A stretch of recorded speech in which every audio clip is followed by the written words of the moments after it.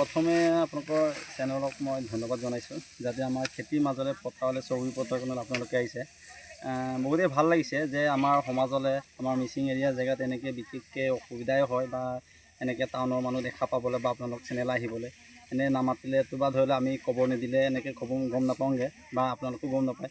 আজি অৰ্থাৎ আপোনালোকে আহিলে বাইদেউজনীও আমাৰ আহিছে।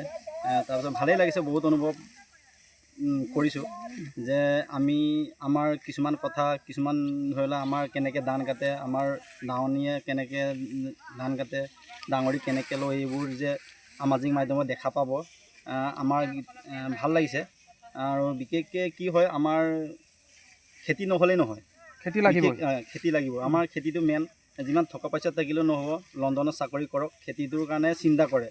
মই আজি প্ৰায় কিবা আহোন কাতি মাহত তেনেকুৱা ধৰ ৰ'দত মানে আমাৰ গোটেই ধানবোৰ শুকাই গৈছিলে, গোটেই পকি যোৱা নিচিনা হৈছিলে, অকণমান ঘেঁহু খেতিৰ নিচিনা হৈছিলে। তেতিয়া মই পথাৰত নি পেলাই কান্ধত মেচিন দাঙি নিছোঁ, তাত পানী দিছোঁ। প্ৰায় ৰ'দৰ তাপত মানে মাটিবোৰ পাতি গৈছিলে আৰু ধানবোৰ পকি গৈছিলে মানে এমাহ ৰোৱাৰ পাছতে।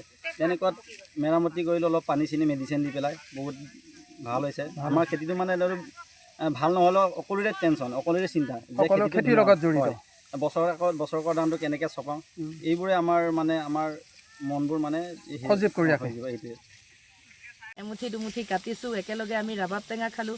বিশেষকৈ এইবিলাকৰ জৰিয়তে তেওঁলোকৰ মনৰ কথাবোৰ বুজিলোঁ, তেওঁলোকৰ সমস্যাবোৰৰ বিষয়ে বুজিলোঁ। খুব ভাল লাগিছে এই সময়খিনি, আচলতে মোৰ মনত খুব সুন্দৰকৈ সজীৱ হৈ থাকিব। আমি গোটেইখিনি মানুহে একেলগে ইমান সুন্দৰকৈ অতিবাহিত কৰিলোঁ।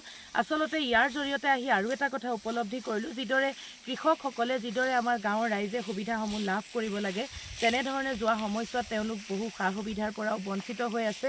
তেওঁলোকৰ যথেষ্ট সমস্যা আছে, কৃষকসকলৰ, আমাৰ গাঁৱৰ চহা লোকসকলৰ বহুত সমস্যা আছে। এই সমস্যাসমূহো আচলতে অনাগত দিনত যাতে সমাধান হয়, গতিকে তেওঁলোকৰ লগত সদায় কাষত থকাৰ প্ৰতিশ্ৰুতিৰে। আৰু বিশেষকৈ এইবিলাক ঠাইলৈ আহিয়ে থাকোঁ, যোৱা পৰহিও মই আহিছিলোঁ, কিন্তু এনেদৰে পথাৰত তেওঁলোকৰ লগত পাৰ কৰা সময়খিনি মোৰ বাবে খুবেই প্ৰিয় হৈছে।